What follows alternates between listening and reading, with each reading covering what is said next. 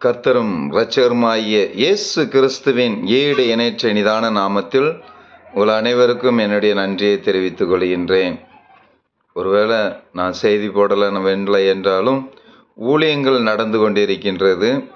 ஆண்டவர் நடத்தி கொண்டிருக்கின்றார். ஊழியங்களுக்காக தொடர்ந்து ஜெபிங்க, ஊழியத்தின் தேவைகளுக்காக ஜெபிங்க. கர்த்தர் பெரிய காரியங்களை செய்கின்றார், செய்து முடித்து கொண்டிருக்கின்றார். தேசத்தின் தேர்தலுக்காகவும் நீங்கள் ஜெபியுங்கள். கர்த்தர் பெரிய காரியங்களை செய்வாராக.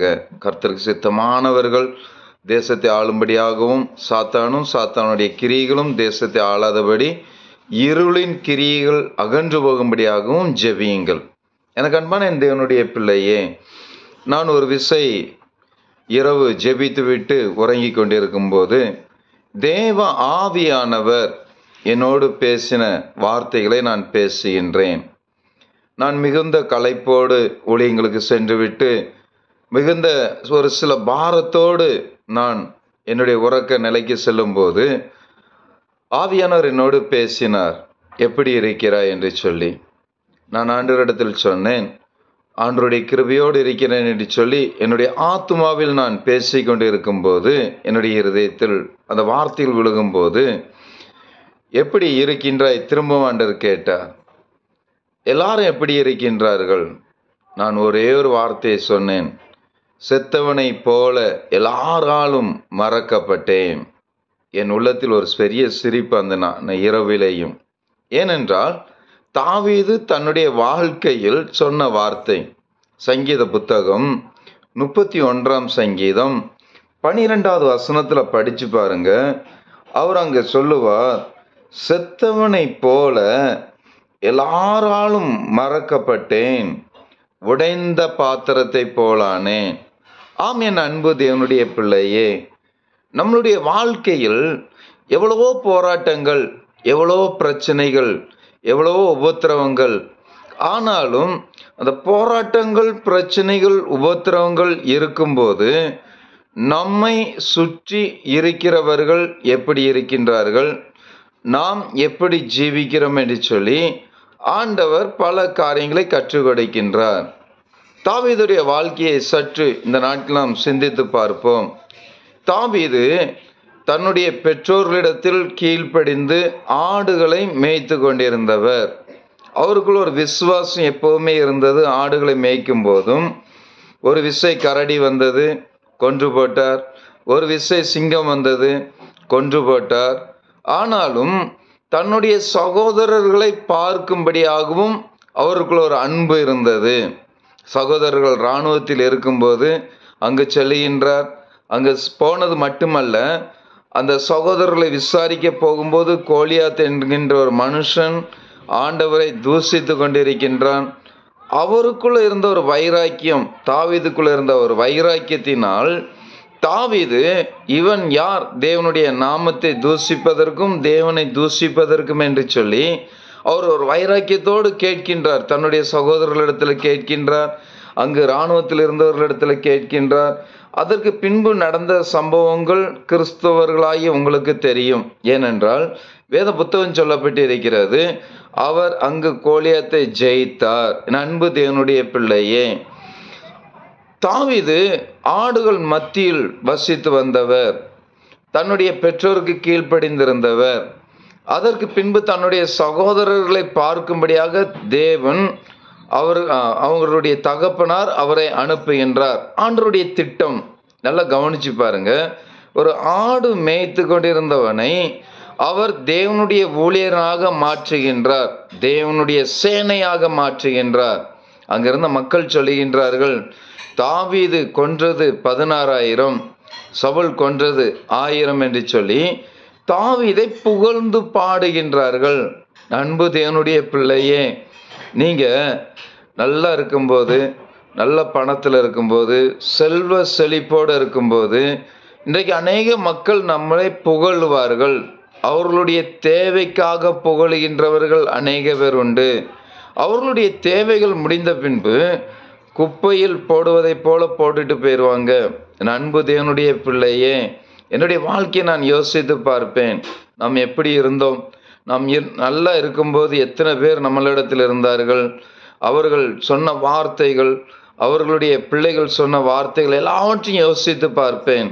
இப்போது சில உபத்திரங்கள் மத்தியில் கடந்து போவதனால அன்று சோர்வோடு படுக்கும்போது ஆண்டவர் என்னிடத்துல கேட்கும்போது நான் என்னை அறியாமலே சொன்ன வார்த்தை, செத்தவனை போல மறக்கப்பட்டேன், உடைந்த பாத்திரத்தை போல இருக்கிற ஆண்டவரே, நீர் என்ன சொல்லுகின்றீர்? ஆண்டவர் சொன்னார், தாவீதை உயிர்ப்பித்தவர் நான், உன்னை உயிர்ப்பிக்க மாட்டேனோ? தாவீதுக்கு இருந்த நிலைமையை நினைத்து பார். தாவீதை அன்றைய நாட்களில் தாவீதோடு இருந்தவர்கள் என்ன சொன்னாங்கன்னா, சவுல் ராஜா, தாவீது ஆடுகளை மேய்த்து கொண்டிருந்தவர். இந்த யுத்தத்துல ஜெயிச்ச உடனே தாவீது கொன்றது 16,000, சவுல் கொன்றது 1000 என்று சொல்லி சவுலை விட தாவீதை உயர்த்தி பேசினார்கள். வேத வசனம் சொல்லப்பட்டிருக்கிறது. எத்தனையோ காரியங்கள் நம்மளை மனுஷருங்க உயர்த்தி பேசுவாங்க, எத்தனையோ காரியங்கள்ல நம்மளை மனுஷர் உயர்த்தி வைத்திருப்பார்கள். ஆனா அதே ஜனங்கள் தான் தாவீதை என்ன சொன்னாங்க தெரியுமா? பேலியாளின் மகனே, விபச்சாரியின் மகனே என்று சொல்லி அவனை தூசித்தார்கள். சீமேயி என்கின்ற ஒரு மனுஷன் தாவீது மீது மண்ணை தூவி, இது உனக்கு கர்த்தரால் வந்தது, இது உனக்கு கர்த்தரால் கிடைத்தது என்று சொல்லி அவனை தூசித்தான். என் அன்பு தேவனுடைய ஜனமே, நம்ம நல்லா இருக்கும்போது யாராவது சொல்றாங்களா இது உனக்கு கர்த்தரால் வந்தது என்று சொல்லி? தாவீதுக்கு சொன்னாங்களா? சொல்லல. அப்போ ஒரு சில போராட்டங்கள் மத்தியில் கடந்து செல்லும் போது தாவீதை அந்த மனுஷன் சொல்றான், இது உனக்கு கர்த்தரால் வந்தது என்று சொல்லி. தாவீது என்ன சொல்லுகின்றார்? இது நீ பேசும்படி கர்த்தர் வைத்திருக்கின்றார், பேசு. அன்பு தேவனுடைய பிள்ளையே, ஒருவேளை நீங்க உடைந்த பாத்திரத்தை போல ஜீவிக்கிறீங்களா? தாவீது சொன்னது போல எல்லாராலும் மறக்கப்பட்டேன். செத்தவனை எல்லாரும் எப்படி மறக்கிறாங்களோ அதே போல எல்லாராலும் நான் மறக்கப்பட்டேன், உடைந்த பாத்திரத்தை போல இருக்கிறேன் என்று சொல்லி நீங்க ஒருவேளை உடைந்த பாத்திரத்தை போல நீங்க இருக்கலாம். உங்களை அநேக பேர் உயர்த்தி பேசினவர்கள், உங்களுக்கு நாங்க தான் எல்லாமே என்று சொன்னவர்கள், உங்களுக்கு எல்லா காரியத்திலும் துணையாக இருந்தவர்கள் என்று உங்களுக்கு விரோதமா இருக்கலாம். என் அன்பு தேவனுடைய ஜனமே, நீ கலங்காதீங்க, நீங்க வேதனை அடையாதீங்க. உடைந்த பாத்திரத்தை கர்த்தர் உருவாக்குவார். தாவீதை உருவாக்கினார். தாவீதுடைய பிள்ளையை கொண்டு வந்து திரும்ப அதே ராஜஸ்தானத்தில் வைத்தார். சவுலை வெற்றி கொள்ளும்படியாக வைத்தார். சவுலுடைய கிரிகளை வெற்றி கொள்ளும்படியாக வைத்தார். இன்றைய நாட்கள் நமக்கு விரோதமாக இருக்கிற எல்லா காரியத்திலும் தேவன் ஜெயத்தை தருவார். நீங்கள் தாவீதை போல வேதனைப்படலாம். நான் தாவீதை போல நிறைய காரியங்கள வேதனைகளை சகித்தேன், உடைந்த பாத்திரத்தை போல இருந்தேன். தேவன் அணு தினமும் என்னை கட்டி கட்டி கட்டி காப்பாற்றி ஒரு புதிய பாத்திரமாக மாற்றி வருகின்றார். அன்பு தேவனுடைய ஜனமே, தாவீதை தூசித்த அதே மக்கள் தான், தாவீதை தூசித்த அதே சீமை தான் அதற்கு பின்பு சொன்னான், நீ தேவனுடைய மனுஷன் என்று சொல்லி தாவீதோடு ஒப்புரவாகும்படி வைத்தார். தாவீதை நம்பி பயணம் செய்யும்படி வைத்தார். அன்பு தேவனுடைய ஜனமே, நீ கர்த்தரை மட்டும் விட்டுறாதீங்க. நான் என்னைக்கும் நான் ஒரே ஒரு வார்த்தை சொல்லுவேன், நமக்கு பாடுகள் வர வேண்டியது அவசியம். தாவீது சொல்லுவார் 119ஆம் சங்கீதத்துல, நான் உபத்திரப்பட்டது எனக்கு நல்லது.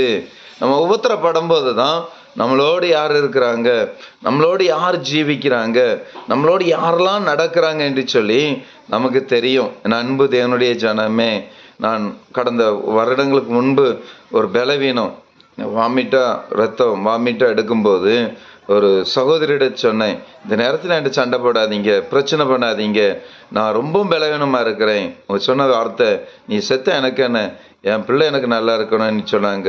எனக்கு மிகுந்த வேதனை. ஆண்டவர் என்ன சொன்னார் தெரியுமா? நீ என் பிள்ளை, நான் உன்னை உருவாக்குவேன். ஆமென். எனக்கு அன்பான தேவனுடைய ஜனமே, ஒருவனுடைய வழிகள் கர்த்தருக்கு பிரியமா இருந்தால் அவனுடைய சத்துருக்கள் அவனோடு சமாதானம் ஆவாங்க. நீங்க கர்த்தருக்கு பிரியமான வழியில நடங்க, ஆண்டவருக்கு பிரியமான வழியில நடங்க. ஆண்டவர் உங்களுடைய சத்துருக்கள் முன்பாக உங்களுக்கு தேவன் பெரிய காரியங்களை செய்வார். அல்லேலூயா, ஆமென். வேத வசனம் சொல்லப்பட்டிருக்கிறது, அதே தாவீதை உயர்த்தினவர் உங்களை இந்த மே 1ஆம் தேதி என்னை செய்தி கொடுக்கும்படியாக என் மனதில் ஏவினார். நான் இந்த சின்ன வார்த்தையை கொடுத்திருக்கிறேன். உடைஞ்சு போய் இருக்காதீங்க. கர்த்தர் உங்களை உருவாக்குவார். நீங்க உடைந்து போய் இருக்கலாம். தாவீதை போல சொல்லலாம், எல்லாராலும் மறக்கப்பட்டேன், பிள்ளையால மறக்கப்பட்டேன், வேதனைப்படுத்தப்பட்டிருக்கிறேன், கணவனால, மனைவியால, இப்படி நான் அநேகரால வேதனைப்படுத்தப்பட்டிருக்கிறேன், பெற்றோரால வேதனைப்படுத்தப்பட்டிருக்கிறேன்னு சொல்லி நீங்க ஒரு உடைந்த பாத்திரத்தை போல இருக்கலாம். தாவீதை உருவாக்கினவர் உங்களை நிச்சயமாக உருவாக்குவார். தாவீதை உண்டாக்கினவர் நிச்சயமாக உங்களை உண்டாக்குவார். நல்லா கவனிச்சு பாருங்க. சவுல் தாவீதை நிறைய தடவை ஏமாத்துறார். தன்னுடைய மகளை வைத்து 2 தடவை ஏமாத்துறார். ஆண்டவர் சவுளுடைய குடும்பத்தை வாழ விட்டாரா? ஏன்? தாவீது கர்த்தருக்கு பிரியமானவன். நீங்க ஒருபோதும் சவுளை போல கிரியைகள் உள்ளவர்களா ஜீவிக்காதீங்க. சவுல் கடைசியில பில்லிசுனியம் பார்க்குறவட்ட தான் போய் உட்கார்ந்துருந்தான். நான் தாவீது போகல. எனக்கு அன்பான என் தேவனுடைய ஜனமே, மரிக்கும் போதும் தேவ சமூகத்தில் இருந்தான். என் அன்பு தேவனுடைய ஜனமே. அதனால தான் வேதவசனம் சொல்ல, அவர் ஈசாக்கின் அடிவேர், அவர் தாவீதின் குமாரன். ஆண்டவர் உங்களையும் மேன்மைப்படுத்துவார், உங்களையும் கனப்படுத்துவார், உங்களையும் ஆசீர்வதிப்பார். சோர்ந்து போகாதீங்க. இப்படிப்பட்ட ஒரு சூழ்நிலை நீங்க இருக்கலாம். உங்களுக்கு விரோதமாக அநேக மனுஷர்கள் வேண்டாத வார்த்தைகளை பேசி இருக்கலாம். கண்ணால் காண்பதும் போய், காதால் கேட்பதும் போய், தீர விசாரிப்பதே மெய் என்று வேதவசனம் சொல்லப்பட்டிருக்கிறது. ஒழுங்குகள் இல்லாமல் இருக்கலாம். கர்த்தர் ஒரு நாள் நம்மளை உருவாக்குவார், பெரிய காரியங்களை செய்வார், எல்லாரும் ஏறெடுத்து பார்க்கும்படி செய்வார். பிரேக் பண்ண காரியத்தில் ஆண்டவர் நிச்சயமாக பிரேக்கெல்லாம் எடுத்து போட்டுடுவார். தரித்திரன பிரேக், அன்பு என்னும் பிரேக், வேதனைங்கிற பிரேக், எல்லாவற்றிலும் ஆண்டவர் எடுத்து போட்டு கர்த்தர் உங்களை ஆசீர்வதிப்பார், மென்மேல் உங்களை திடப்படுத்துவார். ஜெபம் பண்ணுவோமா? எங்களை நேசிக்கிற நல்ல தந்தையே, இந்த நாட்களுக்காக உமக்கு நன்றி செலுத்துகின்றேன். பலத்தினாலும் அல்ல, பராக்கிரமத்தினாலும் அல்ல, நாங்கள் உடைந்த பாத்திரத்தை போல இருக்கிறோம் ஆண்டவரே. எங்களுடைய எல்லா உடைந்த பாத்திரத்திலும் எந்தெந்த காரியத்தில் நாங்கள் உடைக்கப்பட்டிருக்கிறோமோ, எந்தெந்த பகுதியில் நாங்கள் உடைக்கப்பட்டு இருக்கிறோமோ, அதில் நீர் எங்களுக்கு மேன்மைகளை காணத்தக்க நீர் கிருபை செய்யும். நீர் எங்களுக்கு வேண்டிய எல்லாதிலும் தந்து எங்களை பலப்படுத்துங்க ஆண்டவரே. உங்களுடைய பரிசுத்த ஆவியானவருடைய பலன் கொடுத்து உதவி செய்யட்டும். இந்த வருடத்திலும் இந்த 5வது மாதத்தில் உங்கள் நாமத்தை மகிமைப்படுத்துங்க. ஒருவேளை பிள்ளைகள் உடைக்கப்பட்டு போன நிலைமையில இருக்கலாம், பலவீனத்தோடு இருக்கலாம். இதில் இருந்தெல்லாம் விடுதலை கொடுங்க. தாவீதை உயர்த்தினவர் எங்களுக்கு விரோதமாக எழுப்பின வார்த்தைகளை நினைவுகூரும். தாவீதை உயர்த்தினவர் தன் பிள்ளை போல பார்த்திரல்லவா? டாடி, நான் உங்க பிள்ளை கூப்பிடுறேன் ஆண்டவரே, நான் உங்க மகன் கூப்பிடுறேன் ஆண்டவரே, நான் நோக்கி கூப்பிட சொன்னீரல்லவா? கூப்பிடுறேன். உடைந்த பாத்திரத்தை போல இருக்கிற எங்களுடைய வாழ்க்கையை மாற்றும், எங்களுடைய வாழ்க்கையை சீர்படுத்தும். செத்தவனை போல இருக்கிற அந்த வாழ்க்கையில தேவ நாமம் மட்டும் மகிமை அடையட்டும். லாசருவே, வெளியே வா என்று சொன்னீர். நாங்கள் எல்லா காரியத்திலிருந்து வெளியே வந்து உன் நாமத்தை மட்டும் மகிமைப்படுத்த கிருபை செய்யும். இயேசு கிறிஸ்துவின் நாமத்தில் கெஞ்சி மன்றாடுகின்றேன் என் ஜீவனிலும் மேலான நல்ல பிதாவே, ஆமென். God bless you.